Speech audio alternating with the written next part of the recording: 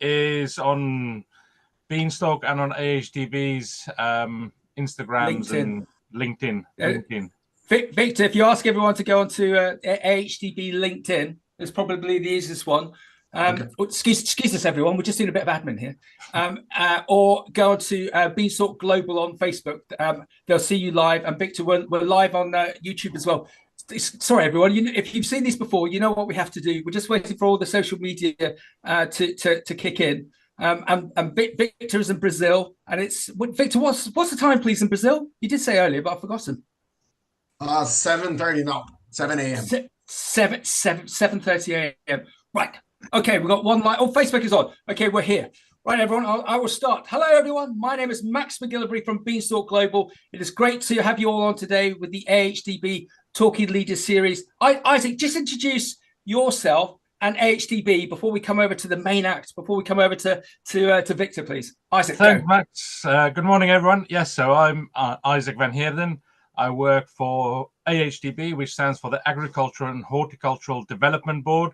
We're the levy board here in the UK. We do a range of activities, and we do some marketing. So we help facilitate exports. We do a lot of data and analysis of on-farm data. We do things like environmental baselining. We do on-farm events and knowledge exchange with farmers. We do quite a bit of genetics work in the various sectors. We cover beef, lamb, dairy, pork, and cereals and oilseeds. So it's a range of things that we do for the farmers here in the UK. But the bit that I'm involved in is something called AgriLeader. So that's everything about some people, leading yourself, leading people, and leading business in on farm. So that's the AHDB in a nutshell, Max. Excellent. And so I always forget, Isaac, with yourself and your colleague Mark, how many of these broadcasts that we've done with fantastic people like Victor. But it's got to be 30 or 40 now that we've done. Yeah, it's over 3 years, so sort of one a month. So yeah, we're well into our 30s now, I think. Excellent. And so, Victor, as we said in our green room when we talked a week or so ago, what we really like about these broadcasts is if people could go away having learned 5 things that they didn't know previously about agriculture that's going to benefit them, their business, even their country, and where Isaac and Mark are so mercurial is to find people like yourself, Victor. So, Victor, before I do the formal introduction, Victor, what's the connection with yourself and Isaac? Victor, how do you know each other? Hello, everyone. It's a pleasure to be here. And I met Isaac. I am from Nuffield also. I am the actual president in Nuffield, Brazil. And I have met Isaac at our conference here in Brazil, where we both were facilitators in the event, where I could learn a lot with Isaac here. That's excellent. Well done. So everyone, we are live on HDB LinkedIn, on Facebook, on YouTube, and also on the podcast. And just for the podcast, Victor, this is quite important. I'm just going to read out the introduction to yourself because it's really important so people can understand the nuances of you. So the subject that we're discussing today, and I'm smiling, you'll see why, we're going to be discussing sexy soils or sustainable soil solutions. And I apologize, we've just moved offices, so I've lost my auto cue. It's in a box somewhere. So I'm just going to read this out on hard copy. So we know how important it is to be inspired by both big businesses and individuals, which, as Isaac said, why we're very excited to present the Talking Leaders series. So this September episode, we're delighted to be joined by Victor Campos, CEO of 3R Ribersolo Soil Lab. And we're going to delve into Victor's journey from agricultural engineering to spearheading soil health initiatives. He's going to share his passion, love of innovation, and commitment to building a more sustainable future for agriculture. And by crikey, we need that. Victor, as we've already found out, is a native of Brazil, is a multifaceted individual with a profound passion for agriculture and sustainable practices. Armed with a degree in agricultural engineering and MBE in agribusiness, Victor's academic journey laid the foundation for his impactful career in the agricultural sector. Specializing in soil management and further honing his expertise with a master's in coffee production from Italy, Victor's commitment to continuous learning and innovation is evident. As the CEO of 3R Ribersolo Soil Lab and a farmer of specialty coffees, avocados, and hops. Hops, we've got to talk about that. Victor, you might have to help me here. At Fazenda Bella Terra, Victor combines practical experience with scientific rigor to drive sustainable agricultural practices. By crikey, we need that. In 2018, Victor's dedication to advancing agricultural knowledge earned him the prestigious Nuffield International Scholarship, supported by Biotrigo, CHT, and Nuffield scholars. With a focus on improving soil and agricultural analysis techniques, Victor's research aims to empower producers with insights into more sustainable ways of managing agricultural production. Beyond his professional endeavors, Victor is driven by a deep-seated belief in the importance of understanding and nurturing the health of our soils and plants. He envisions a future where standardized analysis techniques contribute to the preservation of agricultural ecosystems while enhancing productivity and quality. With his unwavering commitment to sustainability and innovation, Victor is a driving force in shaping the future of agriculture for generations to come. And as I was saying earlier, I think where it's really beneficial having people like Victor on, Isaac, see what you think to this. There's sometimes, especially within the UK, we can get very siloed. We can just think, Victor, of our own area, our own location. Whilst learning from you, Victor, there might be learnings both ways. So that's why we're very excited to have you on. Isaac, over to you. Yeah, so Max, you've read out Victor's official bio there, but just tell us a bit more about where you've come from since growing up, and your own farm practice, and the sort of the human behind that. Good, Isaac. Good, Max. It's good like that you brought like the whole view of that, because like I am from Ribeirão Preto, São Paulo, this countryside of São Paulo in Brazil, and here I have born in quite inside the lab, because like we are one of the first private labs of soil labs in Brazil. So my sister and I we born here, and we live this journey of soil analysis since we're kids. But we are also farmers because my dad started to grow coffee when I was baby, and so I grew up also in a coffee farm, in a beef cattle farm. And so I always during my life I was living together with what's be a farmer and what is the technical part of soil, looking from the lab perspective. And it was really nice for me doing these two jobs of the technical parts, and really put boots on the ground there in the farm using that. I am agronomic engineer, and then I did two post graduations there, looking for agribusiness, looking to the economical side, the business side, and also the technical parts in soil. Then when I went I have lived in the US some months, in some feedlots there. But then when I went to Italy, it was really interesting for me, because in Italy we had people from almost 20 different countries. And it was really nice because it was coffee farmers, so it was focusing in coffee, but we lived 20 different countries.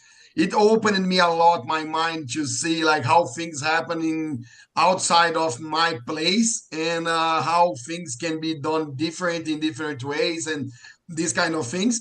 And so it was fantastic to see how we can connect what is technical, what you do in your job, but what people are doing overseas, and why they're doing that in different cultures, and bring it together.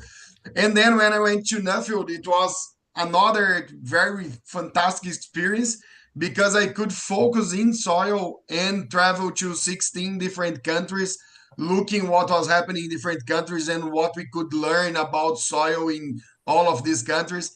And when I came back, we could change a lot our business, because let's say we had a lot of different views about the business, about the soil, but about the people, and how the minds of the people overseas could contribute to our family, and not only to myself, let's say, driving this business, but my whole family, and bringing different cultures of generations of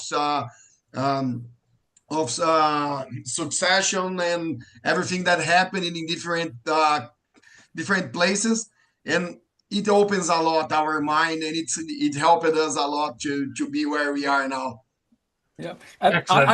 Isaac, can I just ask a question? And you know, I always ask this. Victor, you're on a journey, and it feels like you're only halfway through this journey. Tell us, where are you going? Where's the rest of your journey going? Where's the rest of your career going?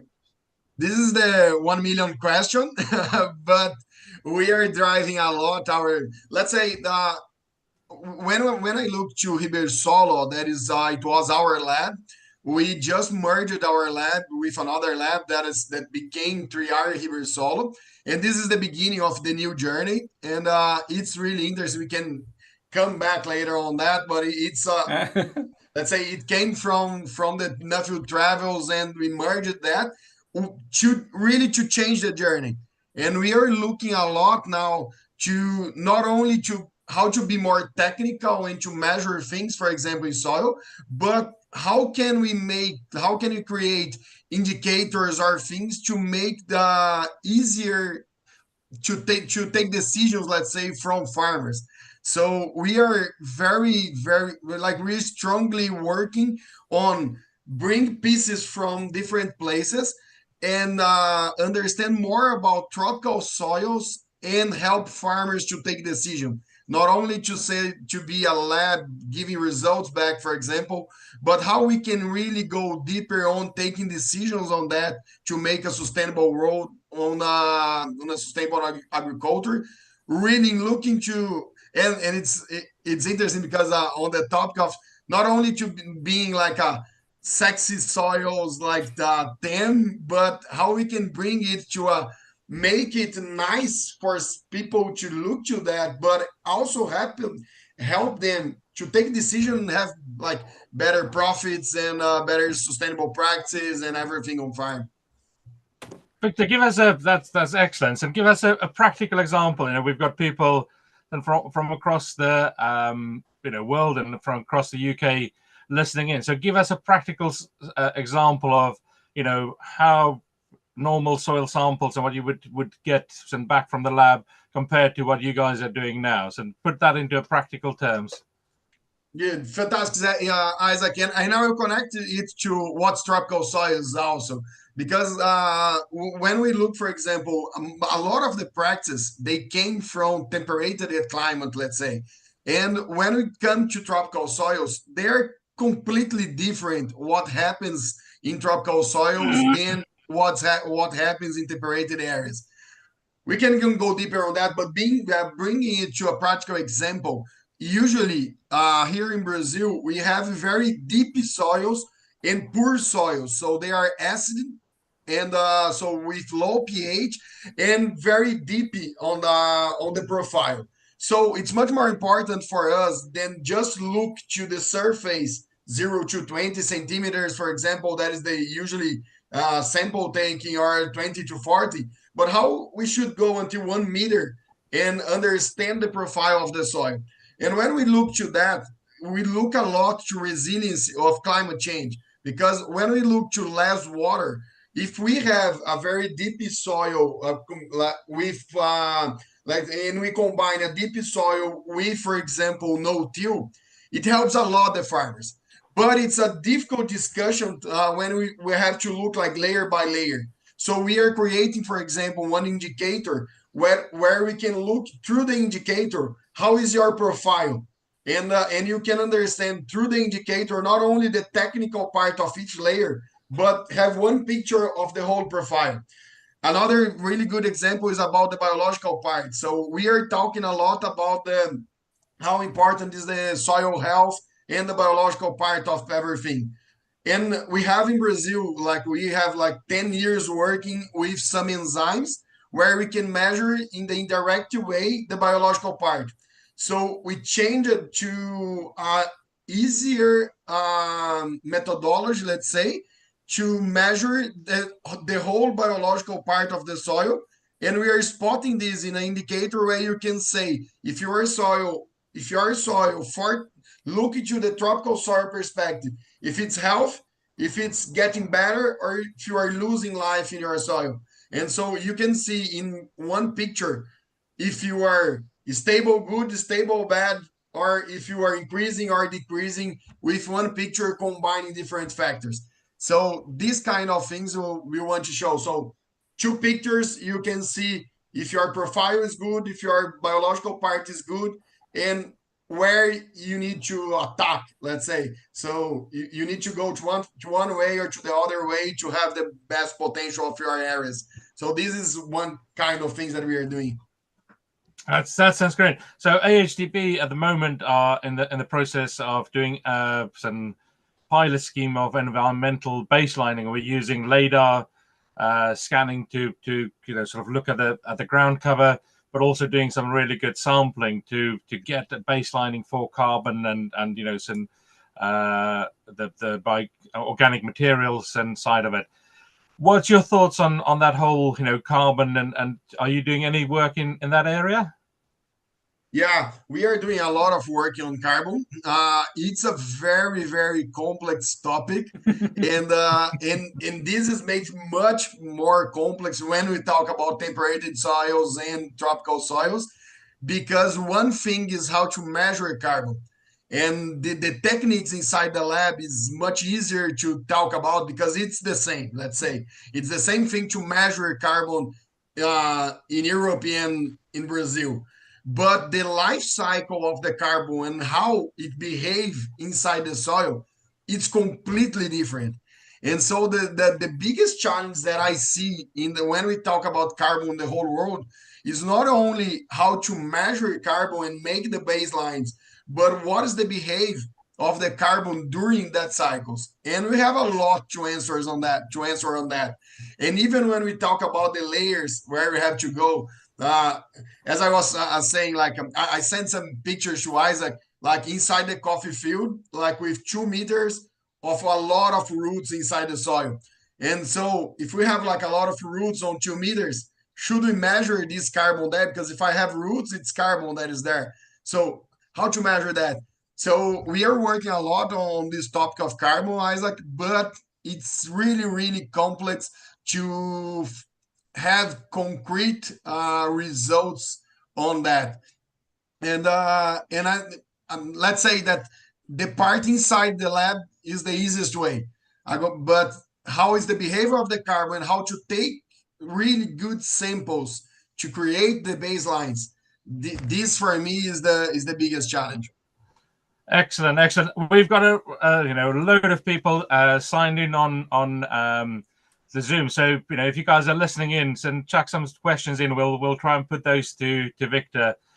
A little bit on the you've talked about the people side of it, and Max will know I get very excited. So when it comes to people and how we change mindsets and how we get people to it's one thing giving them the information, but actually getting to implement that. So what are the processes and what are the things that you're doing on that front, Victor?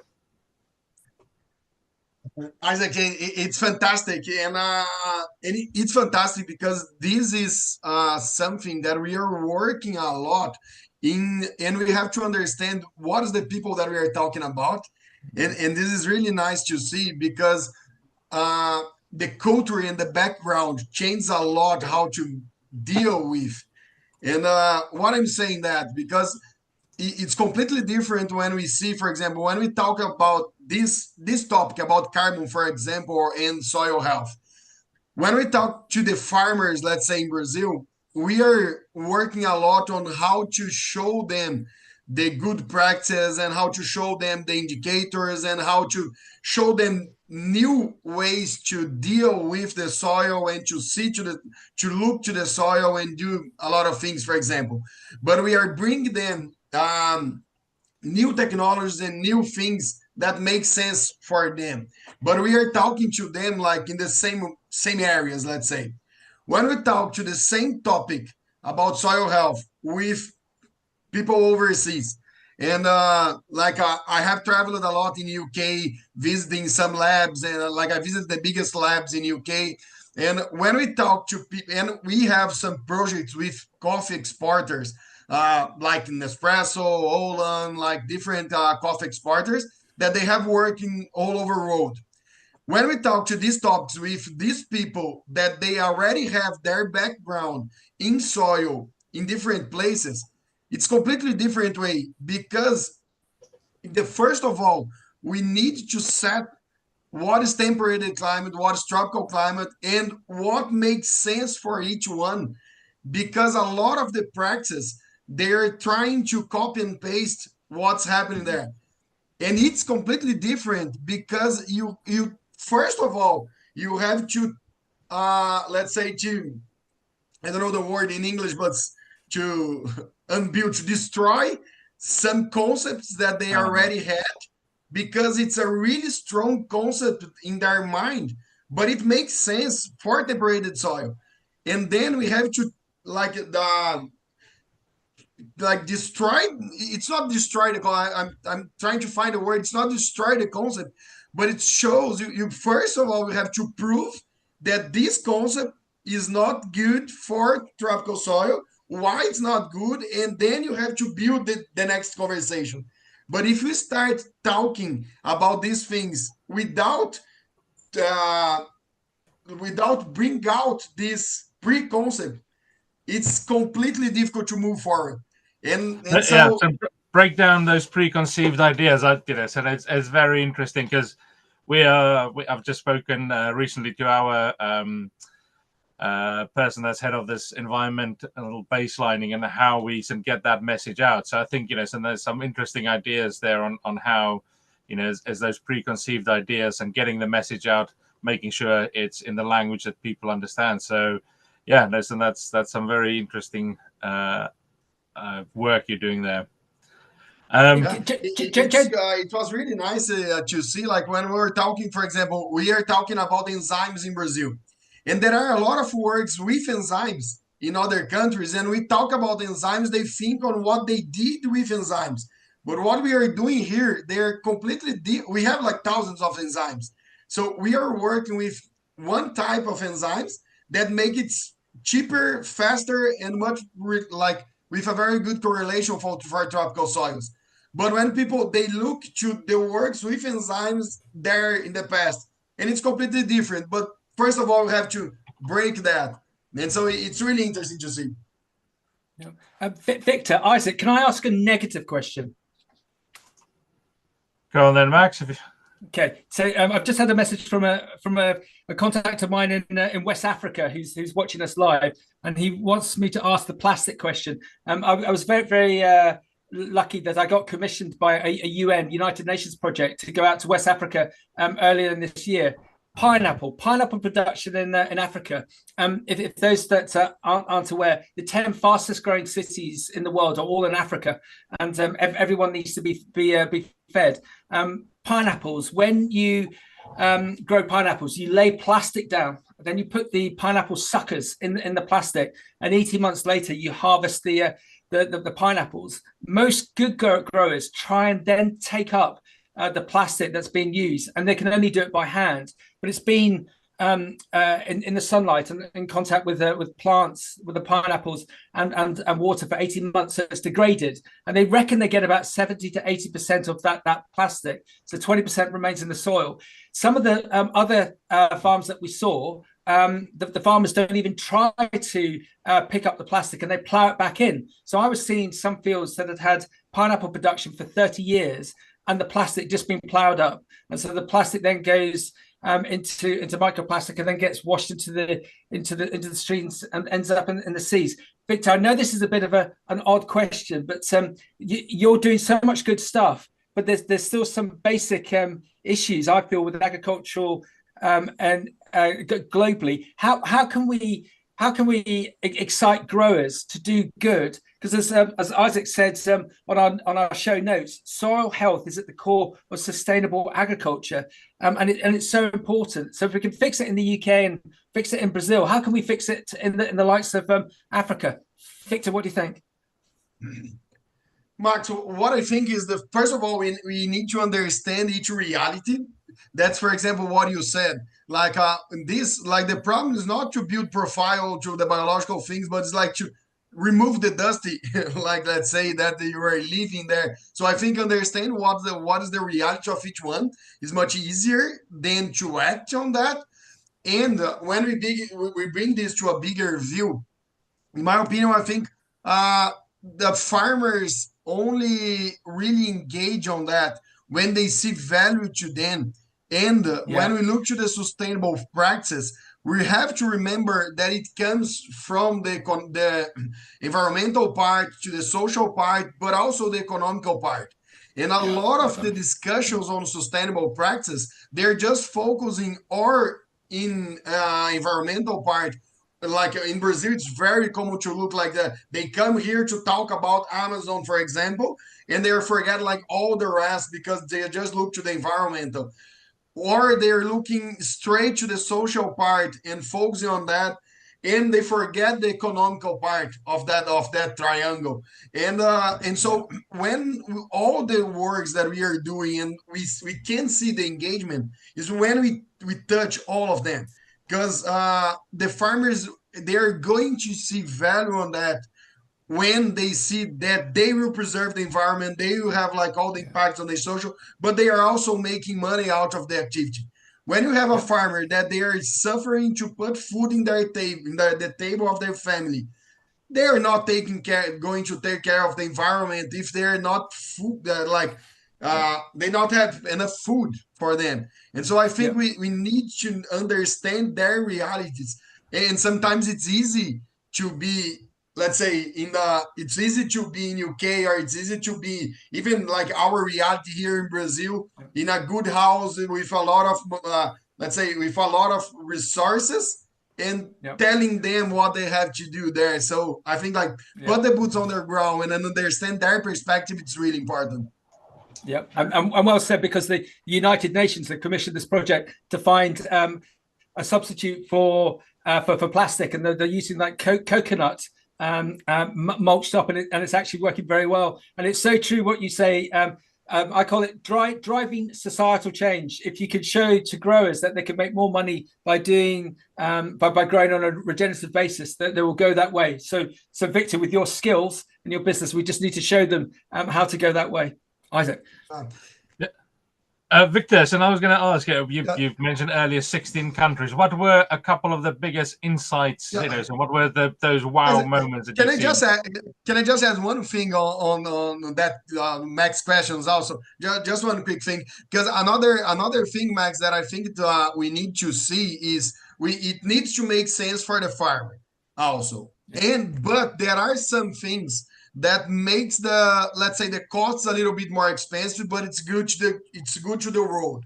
And when we look, for example, to some certification, they are looking to good practice, and they're certifying that, for example, to the good practice there. Then if it's something that increases the costs, it's not just putting let's say it's good for everybody. Everybody needs to pay a little bit for that. And sometimes there is some, I think there is some hypocrisy, let's say, when a lot of people, they are saying that I want to save the road, but then when you have a product, for example, that helps that, but I don't want to pay too much for that. So I want to save the road, but I want to someone save that. I don't want to be out of my pocket this bill. And so I think it's something that is really important to talk about. That is, what are the practices that we need to do, but how much does it cost, and who are going to pay that? Because it's easy to sometimes push the bill to the farmers and not say like we have to everybody pay for this bill when it's a sustainable thing that makes sense for the world. And so this is something that we strongly see in coffee, for example, like how the good practice can improve everything, but the stamps that you can put on that, they do not worth too much. And so where's the lag? Victor, Ghana says, thank you very much. We are looking to eliminate plastic within 3 to 4 years on over 2,000 hectares of pineapple production. I'm going to show your video to our management team. So there you go. Nice. There you go. And there is in this top of the plastic, we already have some bioplastics. They say that is plastics that they degrade, and so it can be inside the soil. It will be more expensive, but they are made by bioproducts, and so you can leave it there and to degrade there in the soil. Yeah, there is already some technology for that. But Victor, it's great that we're having this conversation because we've got people like you saying that if we influence the farmers, and yes, they need a little bit more, but perhaps the end market will pay a little bit more, so we can create that change. Isaac, over to you. Excellent. Victor said earlier about going to 16 countries, and just want to hear from you. What were the, one or two or three biggest wow moments, or some eye-opening moments that you've seen around the world, or really impressed you in other countries? Fantastic, Isaac. There are thousands of things concentrating that. One thing that blew my mind was to see how different is the road in 2 weeks.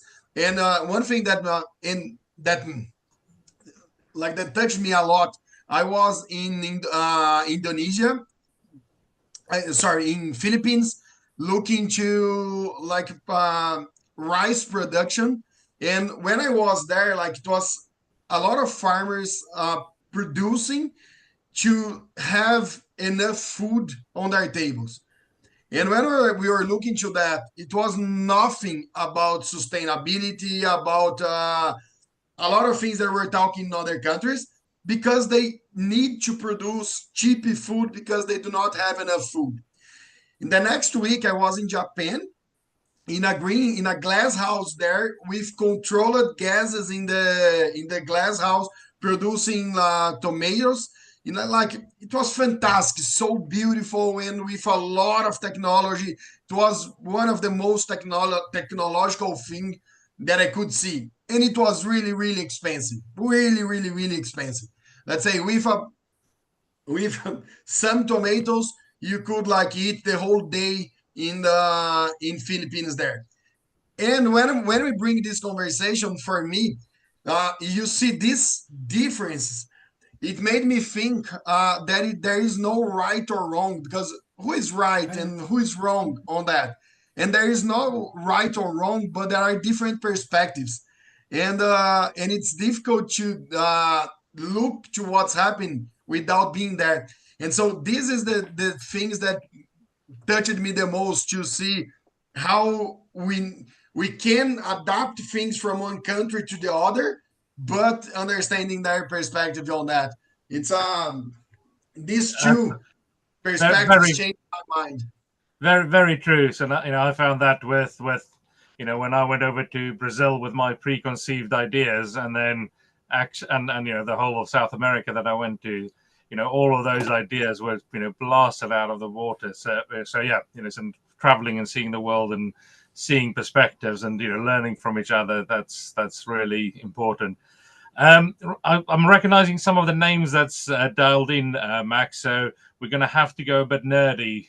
Victor, so talk, some soils. What are the three things, when farmers looking at soils and looking at and how they better their soils? What are the three things they should be measure? How should they improve it? What are those kind of things?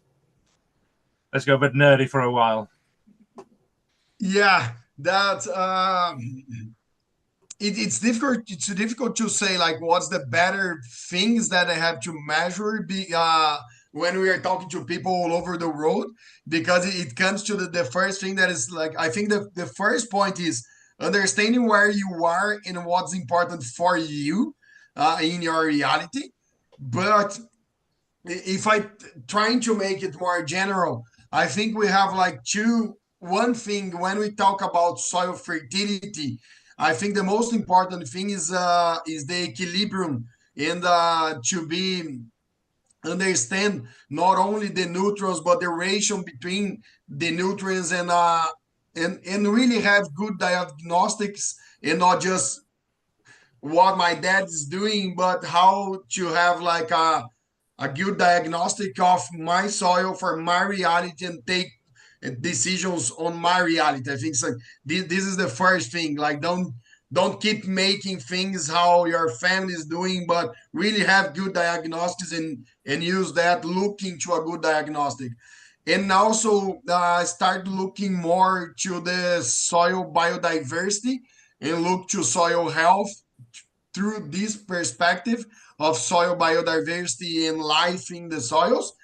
And if it's not a reality, for example, in the Netherlands, where we have like not too much deep soils, for example, that even when we go to UK, but when we go to tropical soils, look to the whole profile of our soil and not only the surface. We have a lot of solutions going to a bigger picture and not only focusing in the surface of the soils. So, but the most important thing for me, Isaac, is understand what is your reality of your soil. And it doesn't mean your country, but it means your soil.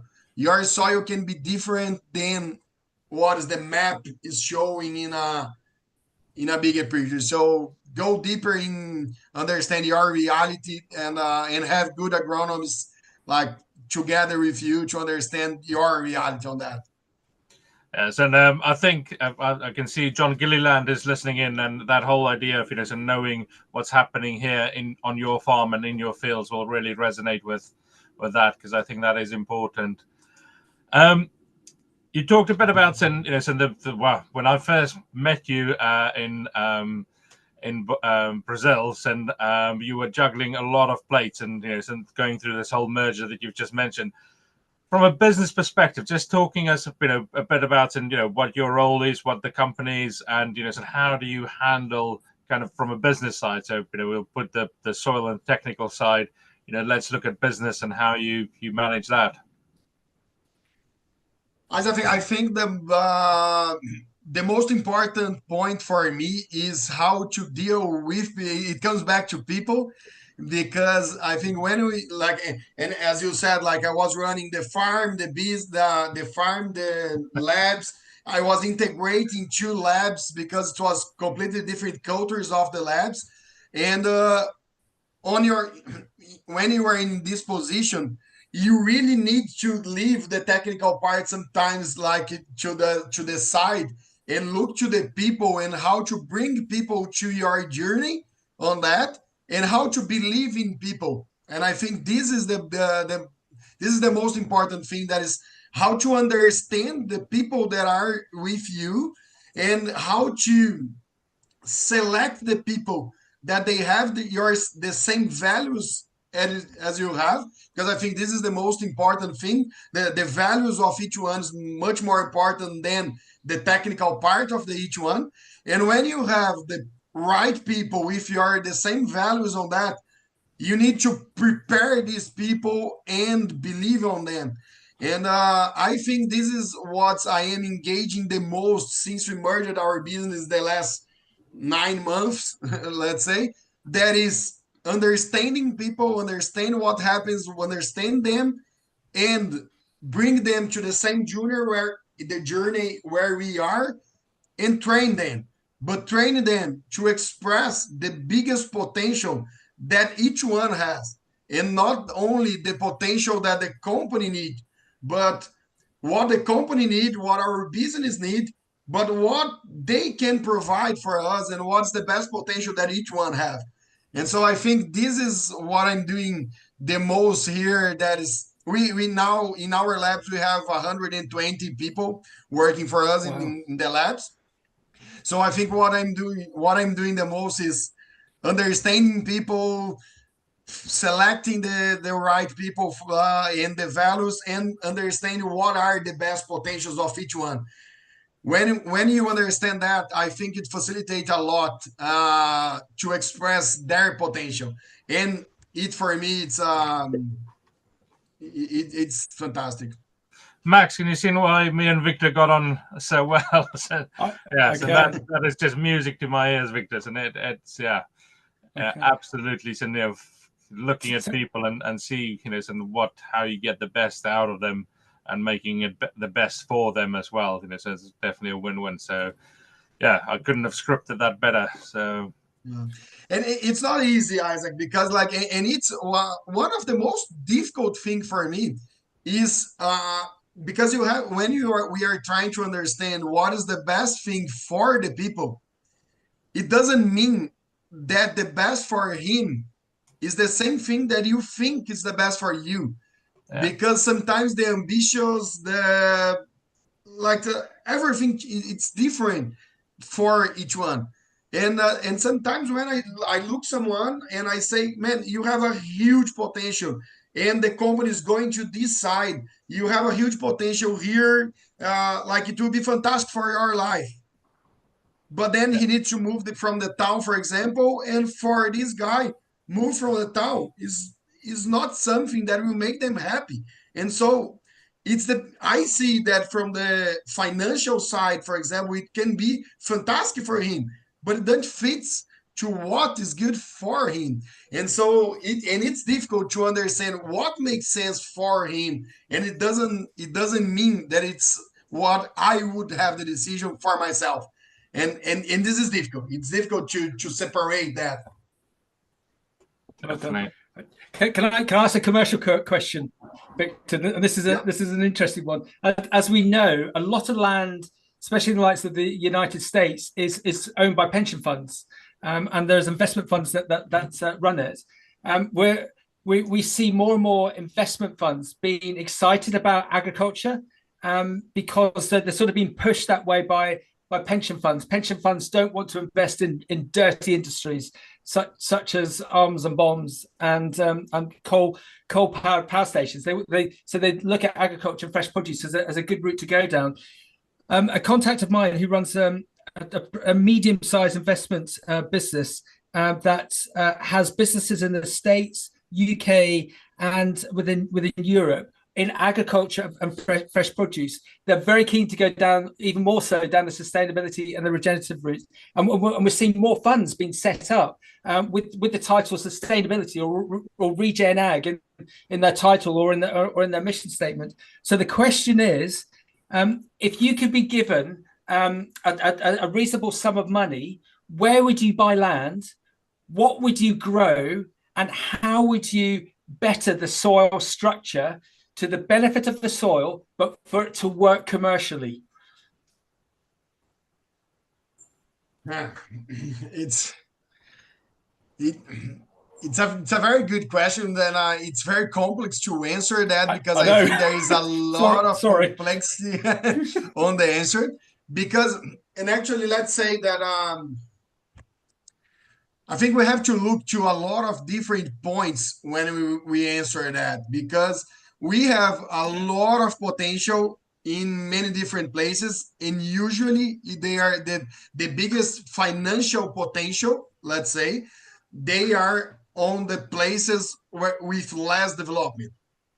And we have a lot to go. So when we go to emerging countries, and usually the countries where we have like more land and more natural resources, you have a lot to grow and to increase on that.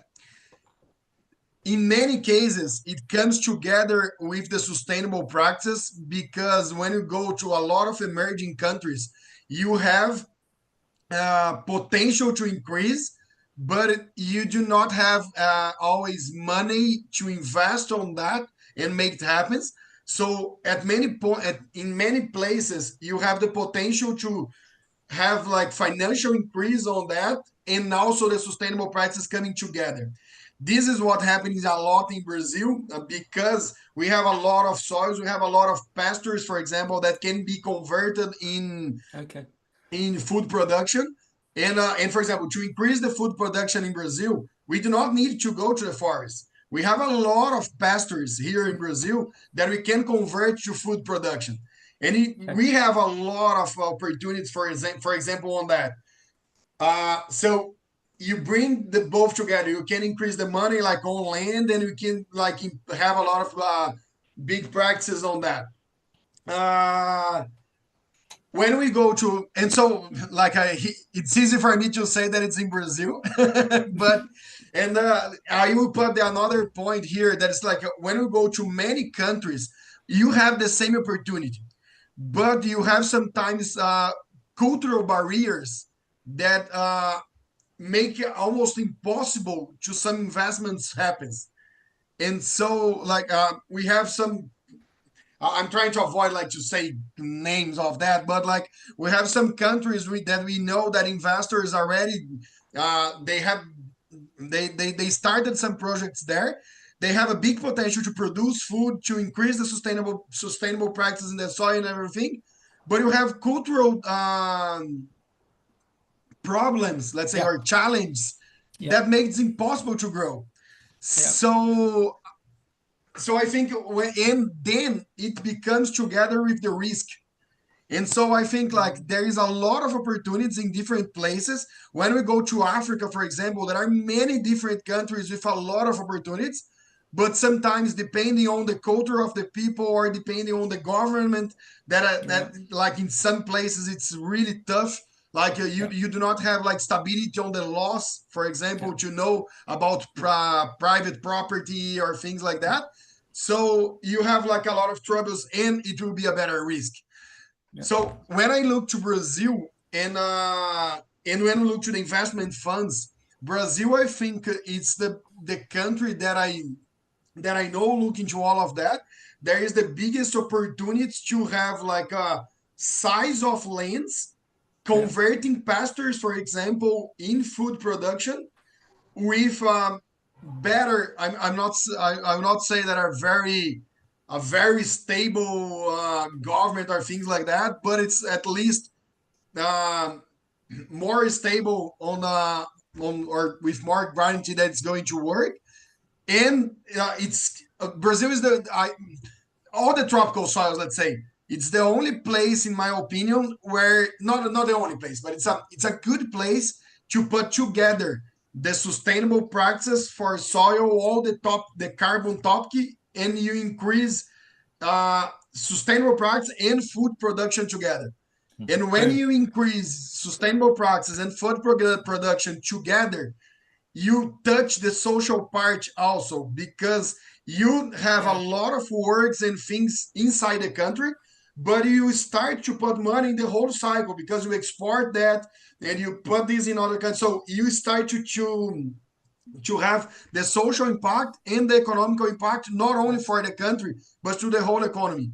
And when we look to size, because Brazil has a lot of, like we have an idea, we have 100 million hectares of pasture.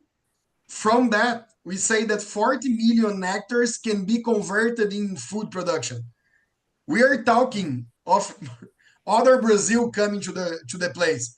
When we think on that, you can have like lower prices of food because you have more supply. And so I'm not trying to bring to my place, but I think Brazil, there is a lot of opportunities to grow. We've got it's a really good conversation, but we've got a few. Isaac, can I just say, London says thank you very much, and they want to contact you direct. Isaac, over to you. Excellent. We've got a couple of questions that's coming from people listening in. Thanks, John. He says in the UK, labs analyzing soil have to be accredited to reassure farmers, so the results are accurate. But a big weakness in the testing of the soils is how the soils are actually lifted and got collected and getting them to the labs. Do you give guidance or quality control on how soil samples are lifted? Your lab analysis to minimize error and better capture what is actually going in on the soil. So that's the first question there. It's a fantastic question. Like we do not take samples on the field, but I completely agree with you, and I think the labs improve it much faster than how to take samples in the field. What we are doing a lot here, we have a team in the lab training people to take samples. So we do not go and take the samples, but we are training a lot of people on what they need to take care, what are the biggest errors, the mistakes that people are doing in the field. And so what we are trying to do is to train people to have a better knowledge there in the field to take the better sample. But I completely agree with you, John. Excellent. And then David said, what are the key applied research requirements for soil health to help farmers and growers? So what are the key applied research requirements for soil health? Great question. Yeah. The most important point for me here is that I keep touching the same point, but when we talk about the soil health and like what is the key things for that, I think the first point is understand where you are, because soil health for me it changes depending where you are. So when we are, for example, in the temperated soils, for me it's really important to look to the lixiviation of the nutrients and going to the water on the ground and these kind of things.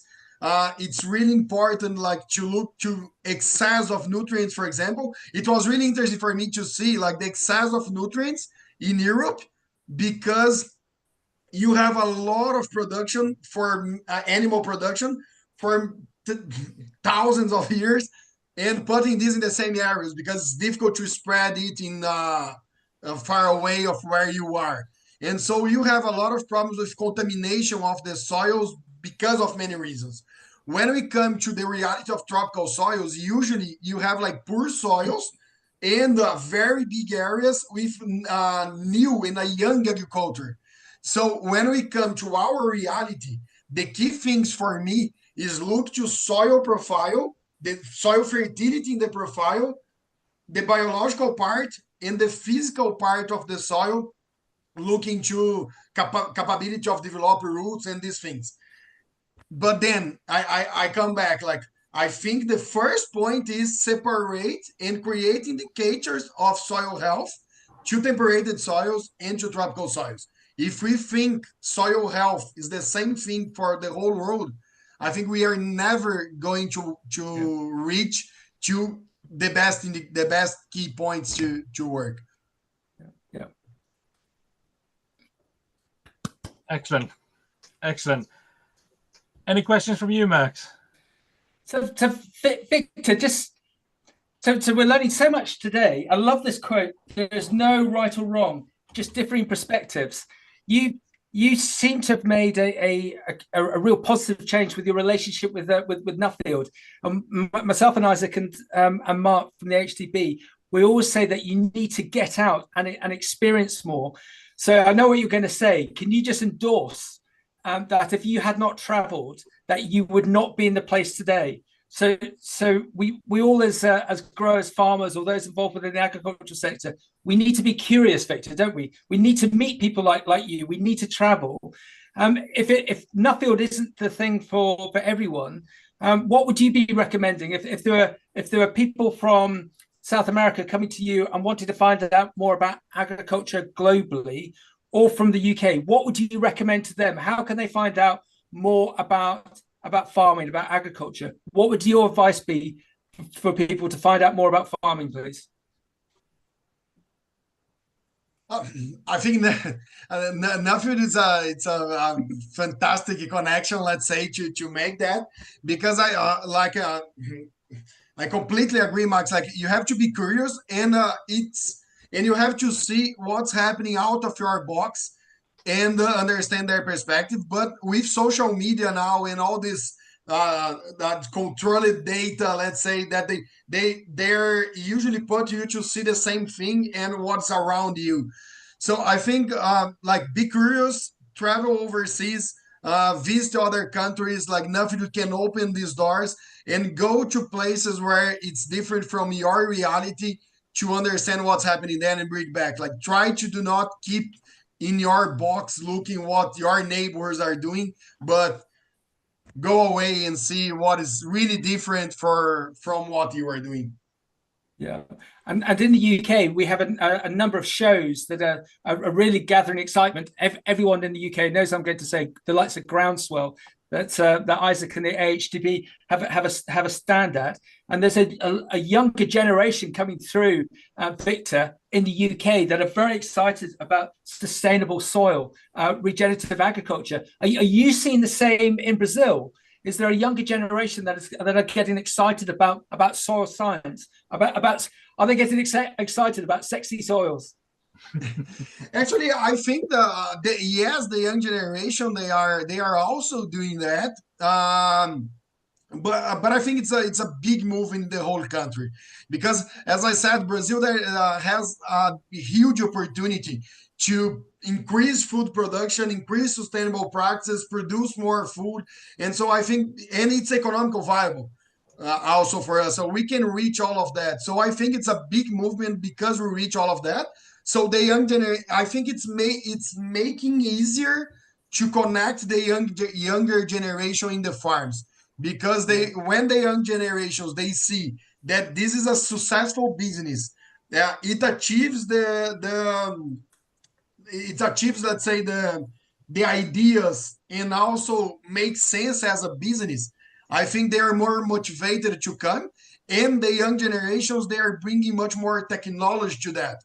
The challenge that I see is we need to connect the young generation, but the young generation, they are too immediatist, and in agriculture we need time to make things. And so I think the best thing is when we get the young generation coming with technology, with their views, but we keep having the experience of the old generation and the patience on that, because agriculture need time to make things happen. And when we put this together, it's amazing. So Victor, with your expertise, with your passion, with your enthusiasm, with what you're doing with your business and your 120 colleagues, what does success look like for you, your colleagues, your business, and the agriculture sector as a whole? Where do you want to see agriculture and farming in 10, 20 years' time? What does success look like for you, please? I really like the idea of the sustainable practice in general. Like we expand the sustainable practice to more farmers in Brazil, let's say. But I also really like the idea to have farmers making profits also out of their farmers there. And the success for me will be an agriculture more based on smart decisions and less in cultural decisions, let's say. And that's what we are working a lot. Wow, well done. Isaac, we're running out of time, but over to you, sir. Yeah, so first of all, just hello to Julia Cristina Campos, and I saw her last in Brazil, and I can see she's dialed in, so good to see you, and virtually see you again. A couple of plugs from me, Max. AHDB, as part of our Roots to Resilience program, we've got some workshops coming up with Elaine Fries. She's a world-renowned succession and family coach, so we've got her over here from the 21st of October doing workshops in Carlisle, Harrogate, Telford, Huntingdon, and Exeter. So if you're in the UK, so have a look at those and sign up for those. She's excellent. So definitely make sure you sign up for those. Family businesses and how you handle the topic of succession. And then the other thing from us is on the 1st of October, we having our next AgriLeader broadcast, looking at lessons learned from the AgriLeader forum that we had in Manchester. And we've got a few farmers on there discussing what they've learned and the changes they've made. So dial in on all of the usual social media stuff. But yes, and Victor, absolutely great to see you again, and really enjoyed it. So thank you very much. Yeah, and Victor, I'm getting lots of messages in. Victor is a class act. We learned so much today. Victor, thank you. As I said at the beginning of the broadcast, having people like yourself educating us within the UK and also the international audience that we've gained is so beneficial. Thank you. It's my pleasure, and I really enjoy these conversations, because sharing what we are doing is really important. But I am always learning when I'm doing that, and so thank you for the opportunity. It's my pleasure to be here. No problem. Just to say, Mac, I really said, Victor, I miss your coffees. And Victor gave me a load of coffee when I saw him last, and got my luggage way over, what it's supposed to weigh. But I've used it all by now. So, very, very good coffee.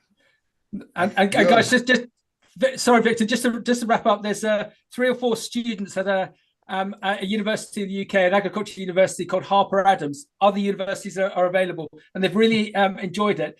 They want to ask you, what's your favorite color of tractor? It's my favorite color of tractor. This is a brandy question. Yeah. You don't have to answer. Yeah, I was going to say, move on. It's just you put me on trouble here, because as a farmer perspective, I can have my favorite color, but as the lab perspective, I cannot have my favorite color. He's trying to give a politician's answer. Them all tractors. All of them are the tractors that are making a good ways on soil health. They're good. Yes. Without color. Well done. Victor, well done. You're fantastic. Isaac, thank you as ever. Thank you, gentlemen. Thanks, everyone. Cheers. Thank you, everyone. Thank you, everyone. Bye.